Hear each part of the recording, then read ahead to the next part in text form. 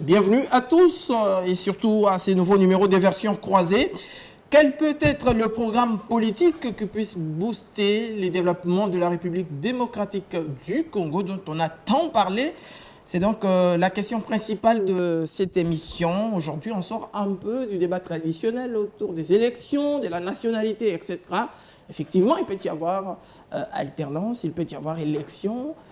Il peut y avoir conservation du pouvoir de manière démocratique, mais c'est pour faire concrètement quoi ce programme politique en général interminable, ennuyé, compliqué, inconnu des électeurs qui, pour certains, vont au vote sans pour autant feuilleter même les livres rouges des libéraux. Pour ceux qui ont voté les libéraux, merci à vous deux d'avoir accepté de débattre autour de ce plateau.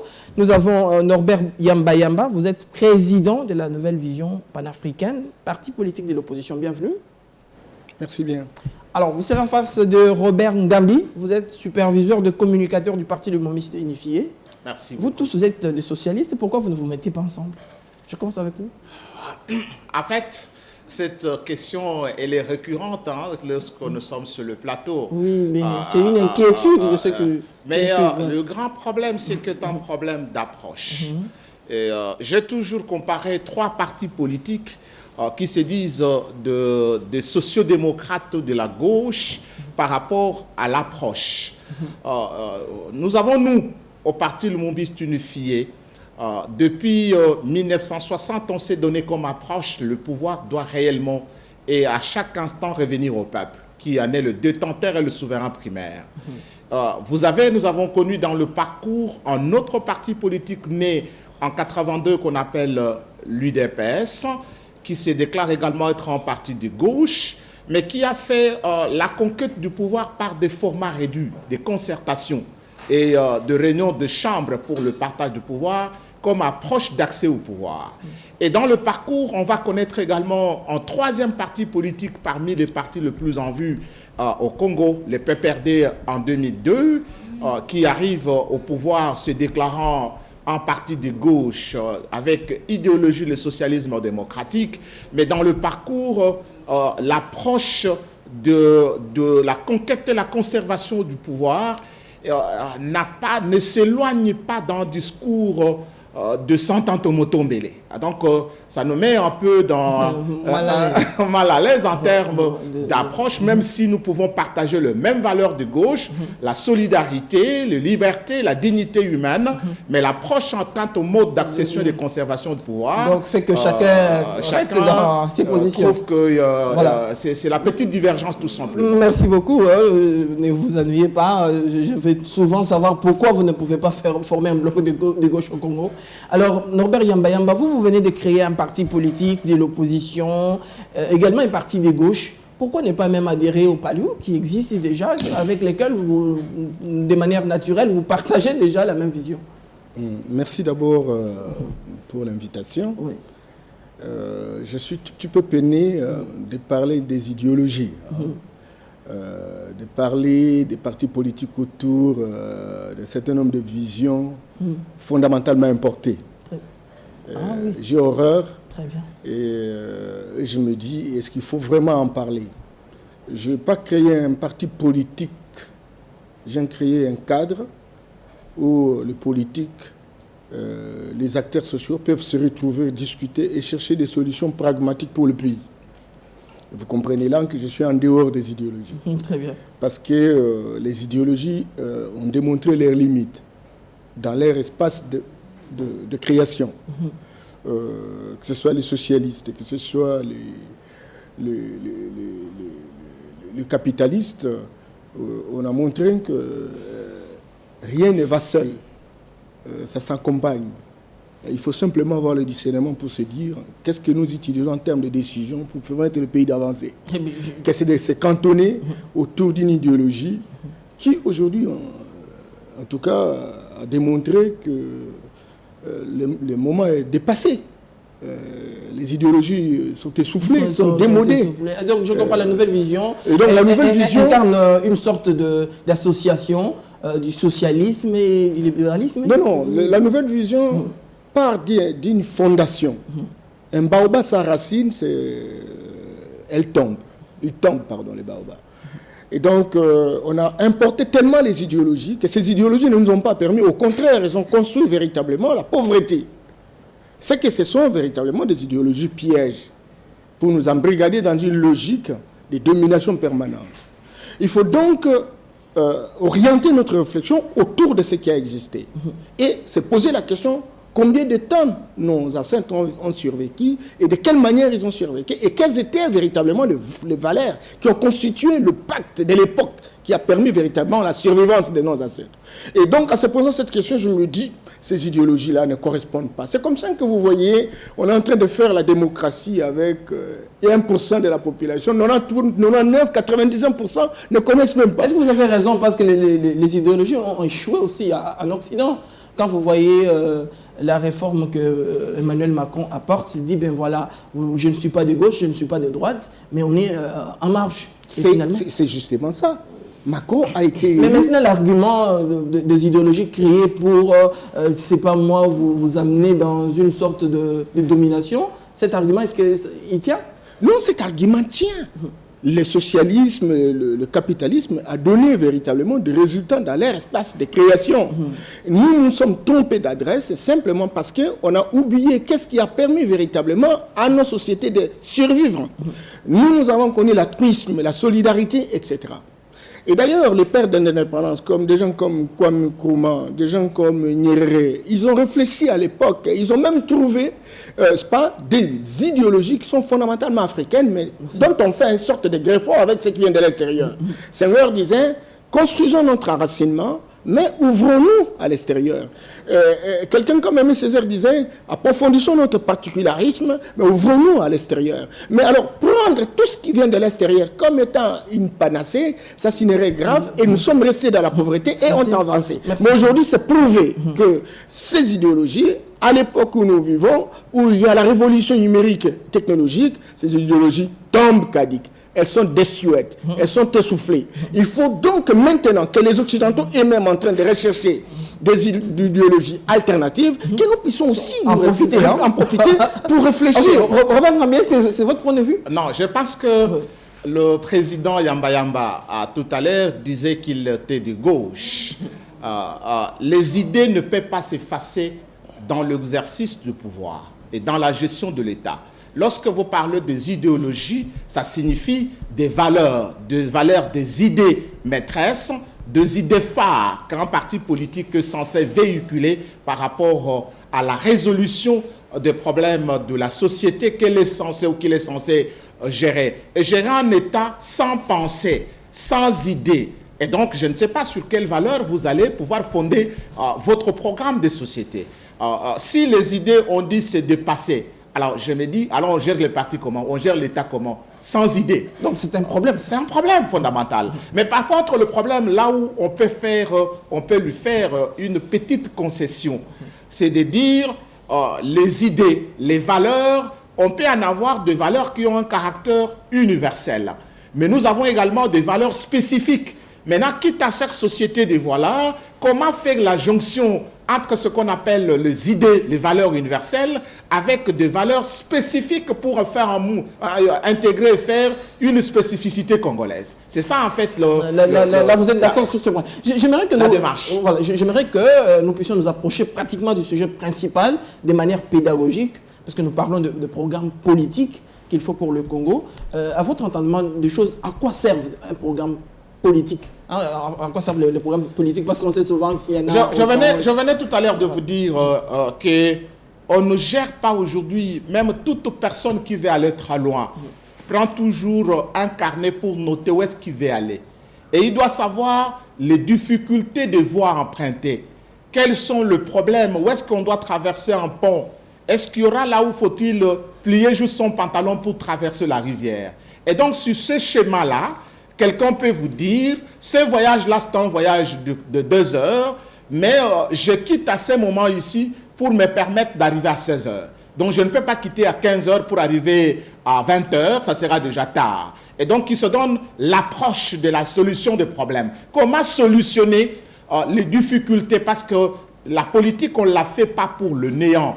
La politique, c'est pour la gestion de l'intérêt général, pour la transformation de la société en la faisant partir du point A vers le point B. Merci. Et donc, un parti politique qui veut amener son peuple se dote d'abord d'une vision. Et dans cette vision, c'est ce que vous appelez les idéologies, les valeurs. Ouais. Et dans les valeurs, on ressort les grandes réalisations ou les activités amenées en le condensant qui devient... Une vision dans laquelle se perdent souvent les militants qui attendent plutôt des solutions à des problèmes tout à fait concrets.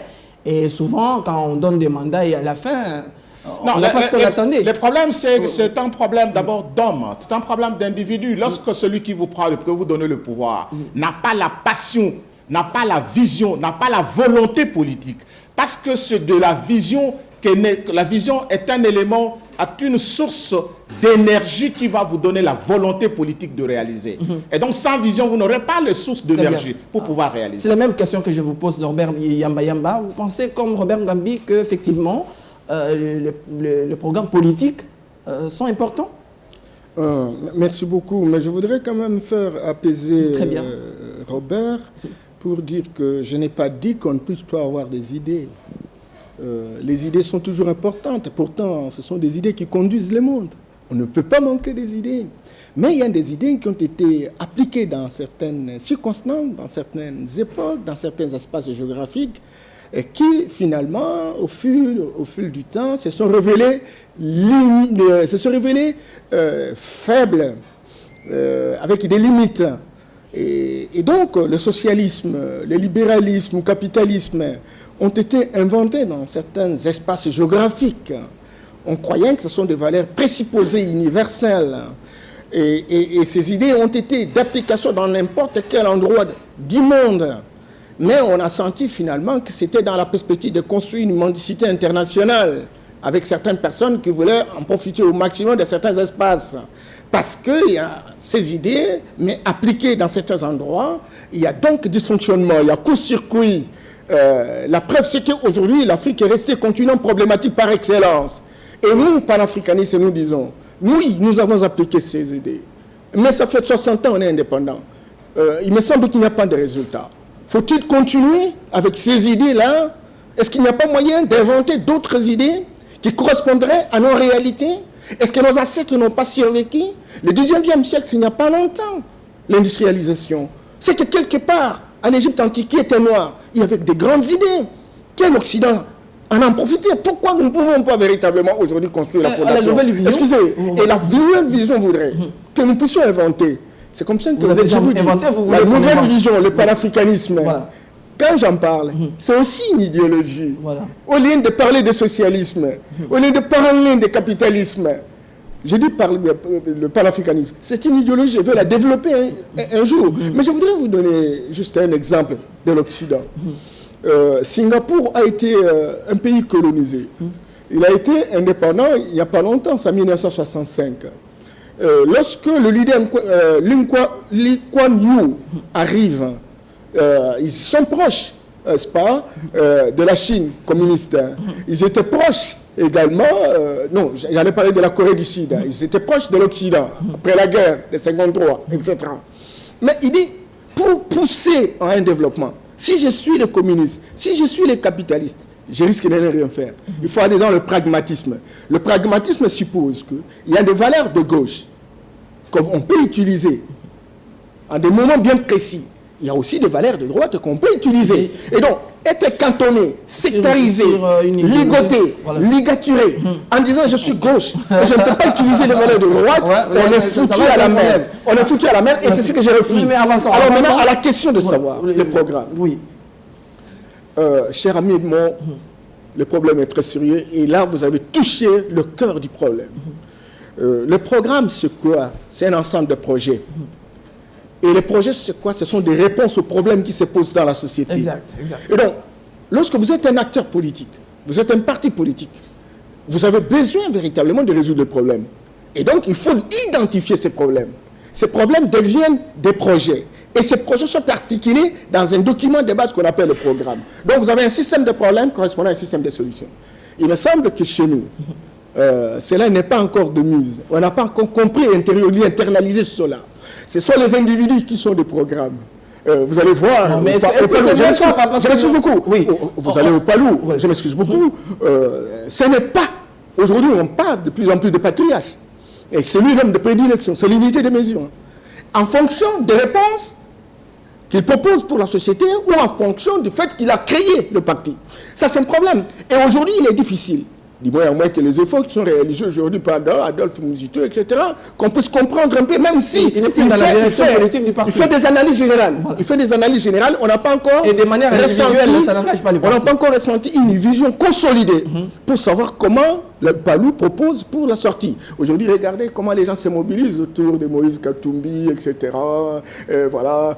Tout le monde s'est mobilisé au moment où il n'avait même pas encore présenté un projet. Aujourd'hui, ils sont en train de construire ce projet. Regardez comment les gens sont au niveau de la mouvance présidentielle, l'homme de prédilection, l'homme providentiel, etc.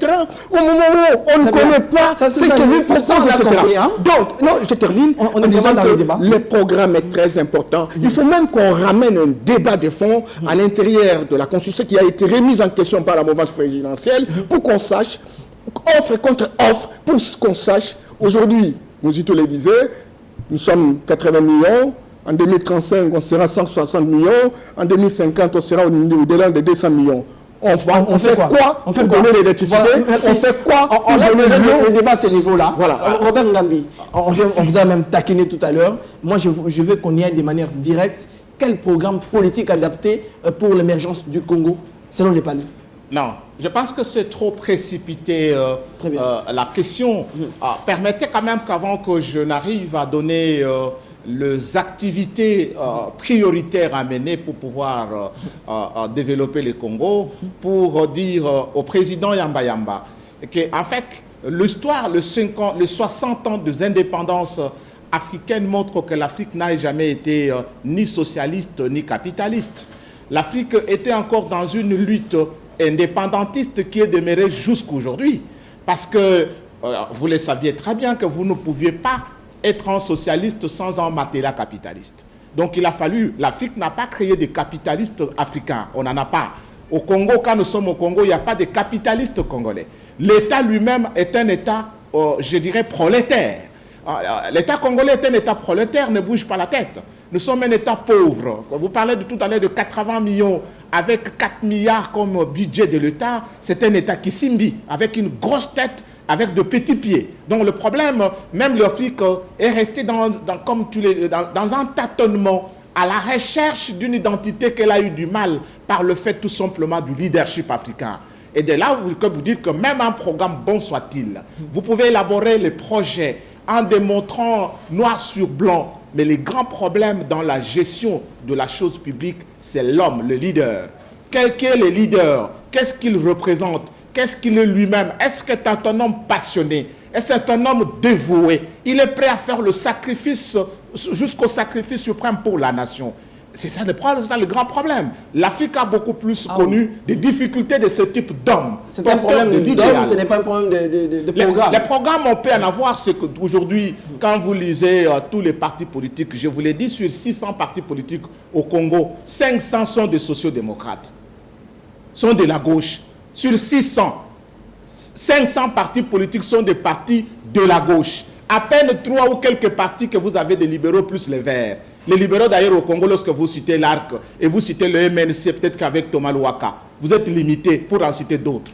Mais tout le reste sont des partis de gauche. Qu'est-ce qu'on fait? C'est juste reproduire le slavisme comme en termes d'une littérature qu'on a écrite sans en avoir la consistance d'adhésion des valeurs. C'est ça le grand problème. Mais alors, avec tout ça, comment on va sortir de l'ornière? C'est pourquoi je vous dis, le grand problème d'abord du Congo, c'est la conception du pouvoir. Lorsque nous sommes encore dans ce que j'appelle des États dirigés par la bourgeoisie administrative, et donc vous avez du mal, et en termes de consistance idéologique, et en termes de projet, jusqu'à ce que... Je ne veux pas que dans cette rencontre qu'on se plaigne encore de nos faiblesses, mais qu'on donne une alternative. Non, je vous dis, les élections. Camarades, voilà. Je vous dis, le grand problème... Qu'est-ce que les Palou comptent faire aujourd'hui, je pense pour sortir de cette situation? Les Palou présenteront un homme de passion. Ah oui, donc vous continuez dans la logique des hommes, parce qu'on a dit... Non, je vous l'ai dit parce que vous avez dit, les moutistes vont vous dire, pendant un temps on nous disait qu'il n'y avait pas un bon projet que le manifeste de l'Ancélé.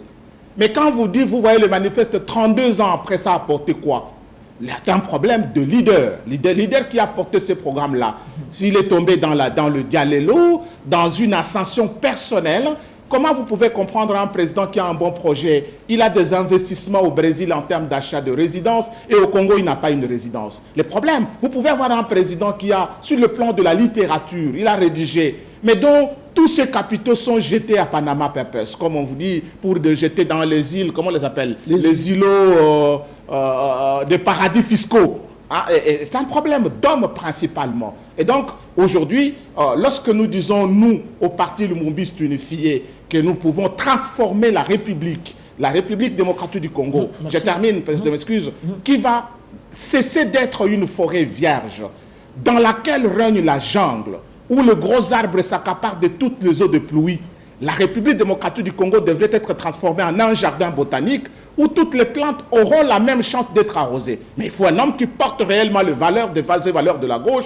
Aujourd'hui, on peut dire que le Congo a des difficultés des infrastructures. Merci. Le Congo a des difficultés de desserte en électricité et en eau. Le Congo a des difficultés dans l'enseignement, en cette main d'œuvre qualifiée. Le Congo n'est pas dans l'orbite de pays qui recherchent, qui ont domestiqué la science. Et donc, ce sont des actions prioritaires sur lesquelles on peut élaborer en examinant avec quels moyens on va réaliser. Aujourd'hui, ce qui est très important, que vous ramenez le débat autour réel, le débat de fond. Il y a quelqu'un qui vous disent... Mais juste là, je n'ai rien suivi. Hein, avec 5 000, on arriverait. L'alternative de la part du Palu. Vous contrôlez le budget quand même.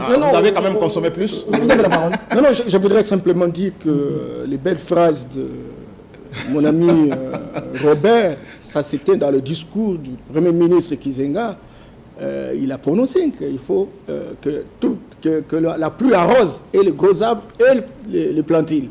Malheureusement, ça n'a pas été le cas. C'est que très clairement, nous sommes dans les incantations. Hein, nous sommes dans des déclarations martiales. Ce sont des idées. Nous sommes dans le coup de gueule mégaphoné. Nous ne sommes pas dans la réalisation. C'est pourquoi je disais tout à l'heure qu'on s'est beaucoup autoproclamé gauche, et pourtant on n'a pas de contenu de gauche. Beaucoup de pays qui ont aujourd'hui émergé, que ce soit en Asie, parce que l'exemple frappant, c'est l'Asie. Vous avez la Malaisie, vous avez Singapour, vous avez la Corée, la Chine, etc. Ce sont des pays qui se sont réconciliés avec leur environnement. Les pays qui ont pris comme fondation leur culture. Nous avons copié sauvagement, n'est-ce pas, les valeurs occidentales. Et ces valeurs sont porteuses de pièges.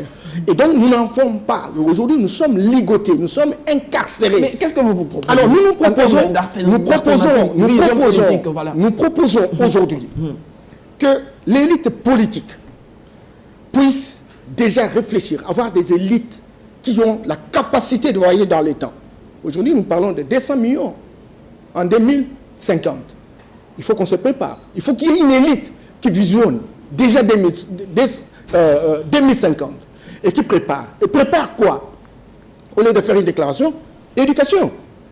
Notre éducation, ça fabrique des chômeurs de luxe. Notre éducation, ce sont des abrutis fondationnels.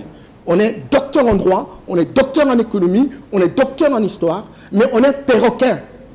On est un répétiteur. On n'a pas des pieds sur terre.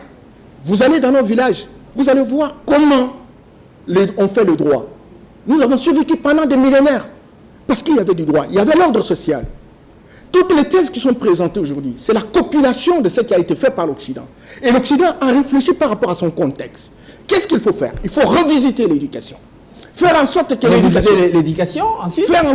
l'éducation soit une éducation qui tienne compte de nos réalités. C'est-à-dire une éducation qui réponde à nos valeurs, à nos préoccupations. Mais ça, on en comprend. Alors, maintenant, ça c'est la première chose. Deuxième chose, aujourd'hui, nous sommes dans un monde où il y a planétarisation. Et par rapport à ça, on est raccordé par la révolution technologique. Il faut avoir des institutions qui font de la recherche sur le plan technologique, qui font de la recherche sur le plan industriel, qui nous permettent d'avoir à la fois des technologies digitalisées, des industries, pour transformer véritablement nos richesses. Et vous savez que nous avons dans le site Katanga 48 minerais, 12 n'existent nulle part au monde. Aujourd'hui, nous avons le cobalt, dont nous avons toujours été premier pays producteur, et qui du reste devient un produit maîtrisé Très bien. pour la fabrication de la tromperie. Il faut que je termine. L'évolution technologique. Non. Et pour On troisième ne pas tous chose, les temps président. troisième chose, c'est la bonne gouvernance. Oui. On peut avoir une bonne éducation avec des gens qui travaillent, qui produisent.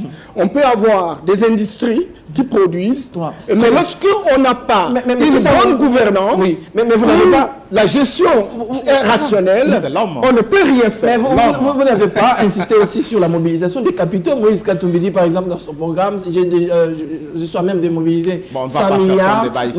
Matata Pognon avait promis que dans les quinquennats, il était capable aussi de 40 réaliser milliards. 47 milliards, etc. tombé à Non, 4 milliards. ce sont des petites idées. Excusez. J'étais en train de vous dire ça, ce sont des petites idées. vous allez reprendre la parole, s'il vous plaît. Même un enfant de l'école Tu n'as primaire pas le peut dire chrono, ça. Hein, que je vais mobiliser des 100 milliards, etc. J'étais en train de vous dire que nous avons 80% de réserves de coltan sur le plan mondial. Si nous avions une éducation, des gens qui sont formés pour transformer, vous savez, nous n'avons même pas une école de géologie, école primaire, école secondaire. Aujourd'hui, on parle de leur blé, l'eau. Merci. Nous n'avons même pas Je vous laisse la parole. institution universitaire qui parle de ça.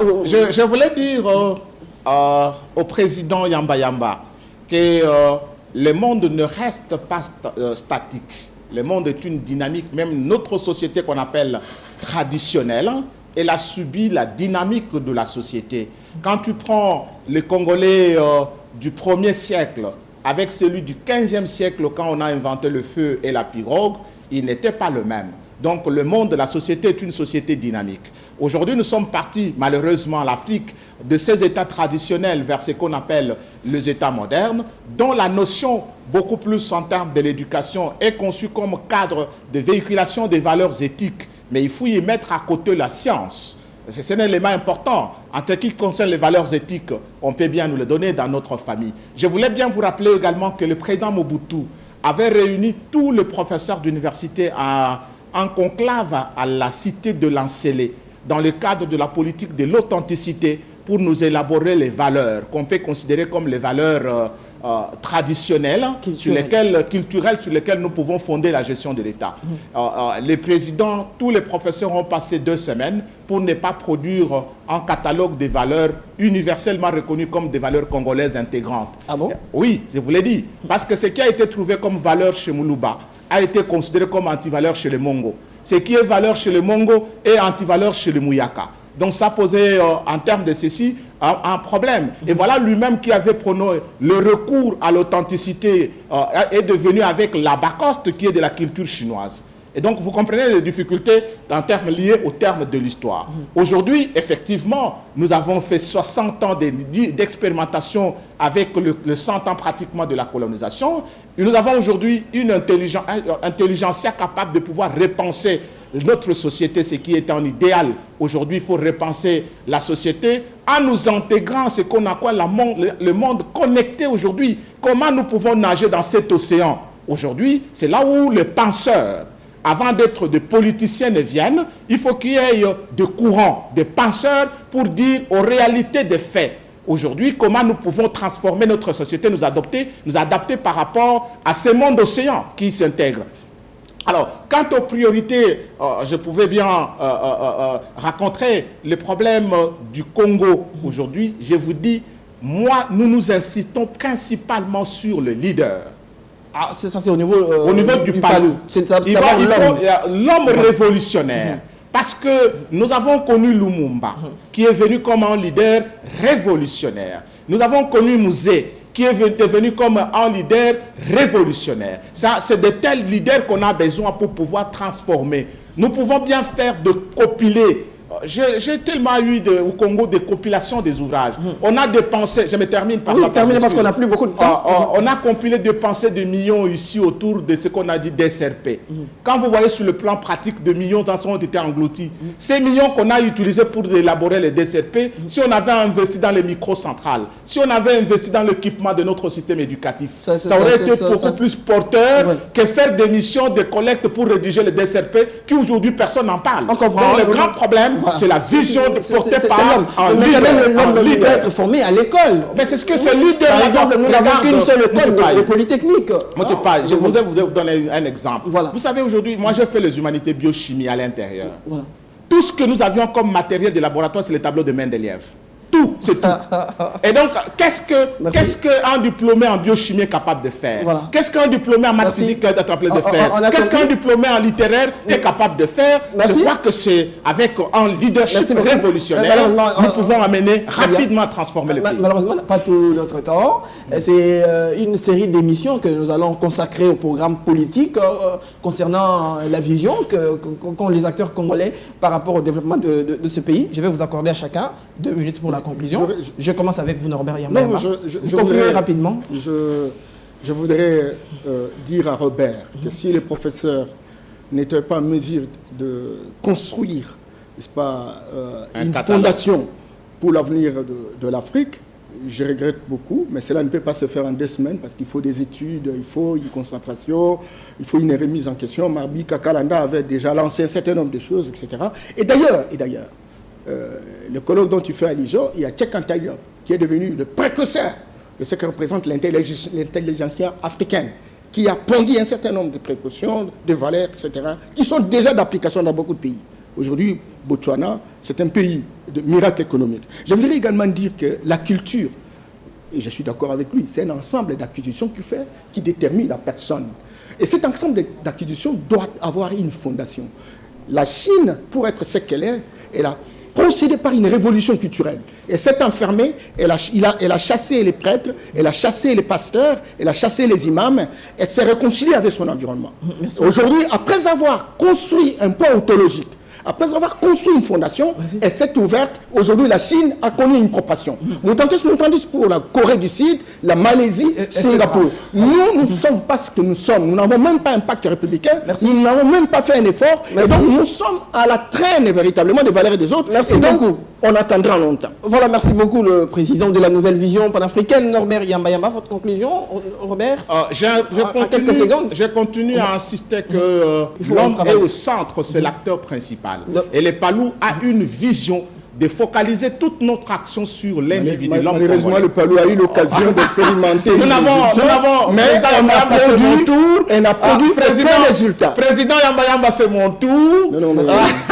Alors, nous allons focaliser notre attention. Je dis au président Yamba que nous n'avons jamais assumé le leadership. Le leadership du pays est assumé par le PPRD. Et donc, nous avons l'intention aujourd'hui de pouvoir assumer le leadership du pouvoir.